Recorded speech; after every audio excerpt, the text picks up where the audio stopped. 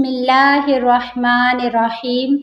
ولادت کے بعد آپ صلی اللہ علیہ وآلہ وسلم کی والدہ نے عبد المطلب کے پاس پوتے کی خوشخبری بھجوائی۔ وہ شادہاں فرحاں تشریف لائے اور آپ صلی اللہ علیہ وآلہ وسلم کو خانہ کعبہ میں لے جا کر اللہ تعالی سے دعا کی اور اس کا شکر ادا کیا اور آپ کا نام محمد صلی اللہ علیہ وآلہ وسلم تجویز کیا۔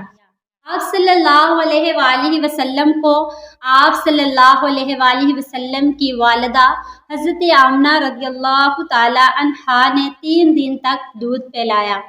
چچا ابو لہب نے اپنی لونڈی سویبہ کو آپ صلی اللہ علیہ وآلہ وسلم کو دودھ پلانے کے لیے بھیج دیا۔ سویبہ آپ صلی اللہ علیہ وآلہ وسلم کو کئی مہینے دودھ پلاتی رہی۔ 2 سال قبل اسی سویبہ نے آپ صلی اللہ علیہ وآلہ وسلم کے چچا حضرت حمزہ رضی اللہ تعالی عنہ کو بھی دودھ پلایا۔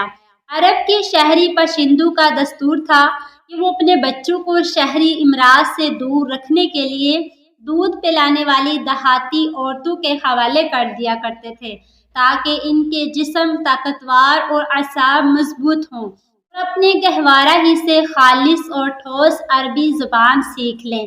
اسی دستور کے مطابق عبد المطلب نے دودھ پلانے والی دایا تلاش کی اور نبی کریم صلی اللہ علیہ وآلہ وسلم کو حضرت حلیمہ سعدیہ رضی اللہ تعالی عنہا کے حوالے کیا۔ یہ قبیلہ بنی سعد بن بکر کی ایک خاتون تھی۔ ان کے شوہر کا نام حارث بن عبد العزا اور کنیت ابو کبشہ تھی اور وہ قبیلہ میں بھی بنی سعد سے ہی تعلق رکھتی تھی۔ رضاعت کے دوران حضرت حلیمہ رضی اللہ تعالی عنہا نے نبی کریم صلی اللہ علیہ وآلہ وسلم کی برکات کے ایسے مناظر دیکھے کہ وہ سراپا حیرت زدہ رہ گئی۔ حضرت حلیمہ رضی اللہ تعالی عنہا بیان فرماتی ہیں کہ وہ اپنے شوہر کے ساتھ اپنا ایک چھوٹا سا دودھ پیتا بچہ لے کر بنی سعد کی کچھ عورتوں کے قافلے میں اپنے شہر سے باہر دودھ پینے والے بچوں کی تلاش میں نکلی۔ یہ قحط سالی کے دن تھے اور قحط نے کچھ باقی نہ چھوڑا تھا۔ میں اپنی ایک سفید گدی پر سوار تھی اور ہمارے پاس ایک اونٹنی بھی تھی، لیکن باخدا اس سے ایک قطرہ دودھ نہ نکلتا تھا۔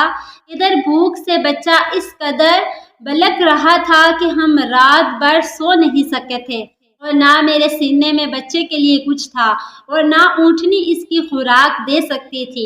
بس ہم بارش اور خوشحالی کی آس لگائے بیٹھے تھے۔ میں اپنی گدی پر سوار ہو کر چلی تو وہ کمزوری اور دبلے پن کے سبب اتنی سست رفتار نکلی کہ پورا قافلہ آگے نکل گیا۔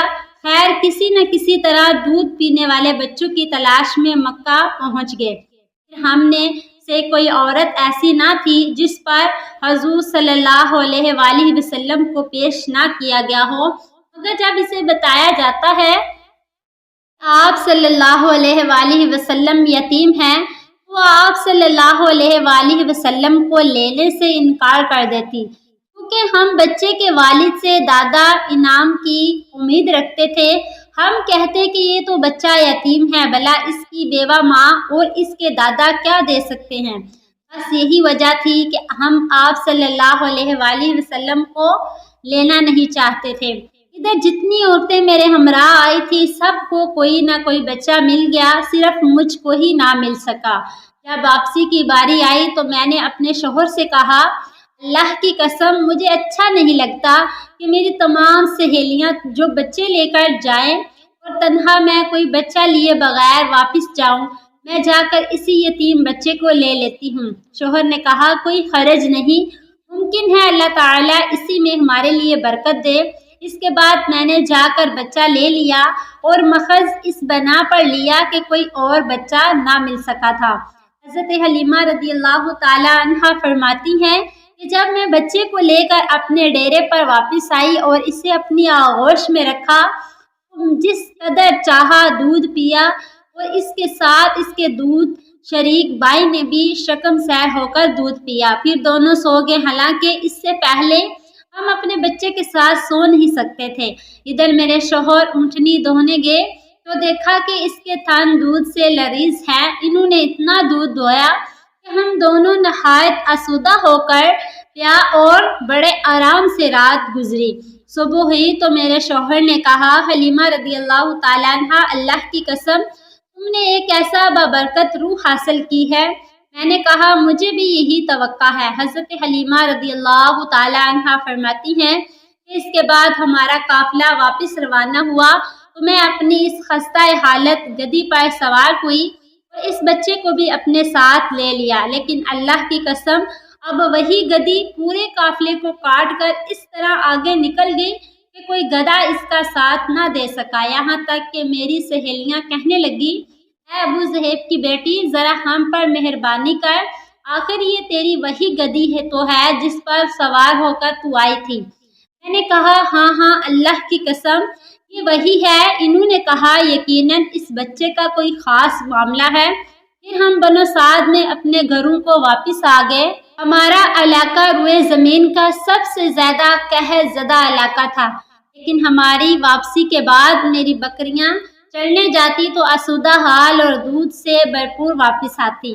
ہم دودھ دھوتے اور پیتے، جبکہ کسی انسان کو دودھ کا ایک قطرہ بھی نصیب نہ ہوتا اور ان کے جانوروں کے تھنوں میں دودھ سرے سے نہ رہا تھا۔ حضرت حلیمہ رضی اللہ تعالیٰ عنہ فرماتی ہیں کہ اس بچے کے آنے کے بعد سے ہم اللہ تعالیٰ کی طرف مسلسل اضافی اور خیر کا مشاہدہ کرتے رہے۔ حضور صلی اللہ علیہ وآلہ وسلم نے ابتدائی عمر کے 4 سال حضرت حلیمہ رضی اللہ تعالیٰ عنہ کی گود میں اور ان کے خاوند حارث کے کندھوں پر اور ان کی بیٹی شیمہ کے ساتھ کھیل کود میں گزارے۔ آپ صلی اللہ علیہ وآلہ وسلم حضرت حلیمہ رضی اللہ تعالیٰ عنہ کی بکریوں کے بچوں کے ساتھ کھیلتے اور بڑے ہونے کے بعد شیمہ کے ساتھ انہی ہی جنگل سے واپس لے آتے۔ اہل عرب میں بنو حوازن اور خصوصاً بنو سعد کی زبان فصاحت میں مشہور تھی۔ آمنہ کے لال صلی اللہ علیہ وآلہ وسلم نے اسی فضا میں باتیں کرنا سیکھا۔ حضرت حلیمہ رضی اللہ تعالیٰ عنہ کے گھر سے حضور صلی اللہ علیہ وآلہ وسلم جب واپس اپنی والدہ کے گھر لوٹے تو کنیزہ برقع کے لیے پھرتی تھی، جسے حضور صلی اللہ علیہ وآلہ وسلم سے بے حد محبت تھی۔ والدہ محترمہ خاوند کی جدائی میں مغموم سوغار رہتی تھی۔ آپ صلی اللہ علیہ وآلہ وسلم جب 6 سال کے ہوئے تو حضرت آمنہ رضی اللہ تعالیٰ عنہ کا ارادہ ہوا کہ وہ اپنے متوفی شوہر کی یاد وفا یثرب مدینہ منورہ کا پرانا نام جا کر ان کی قبر کی زیارت کریں۔ چنانچہ وہ اپنے یتیم بچے محمد صلی اللہ علیہ وآلہ وسلم اور اپنی خادمہ ام ایمن اور اپنے سرپرست عبد المطلب کے ہمراہ کوئی 400 کلومیٹر کی مسافت طے کر کے مدینہ شریف تشریف لے گئی اور وہاں 1 ماہ تک قیام کر کے واپس ہوئی، لیکن ابھی اس نائے راہ میں تھی کہ بیماری نے آ لیا۔ پھر یہ بیماری شدت اختیار کرتی گئی، یہاں تک کہ مکہ اور مدینہ کے درمیان مقام ابوا پہنچ کر رحلت کر گئی۔ ہم سن محمد صلی اللہ علیہ وآلہ وسلم ایک مرتبہ پھر دنیاوی اعتبار سے بے یار و مددگار رہ گئے۔ اسی طرح کی معلوماتی ویڈیو حاصل کرنے کے لیے ہمارے چینل کرن اسلامک آفیشیل کو سبسکرائب کر لیں۔ جزاک اللہ۔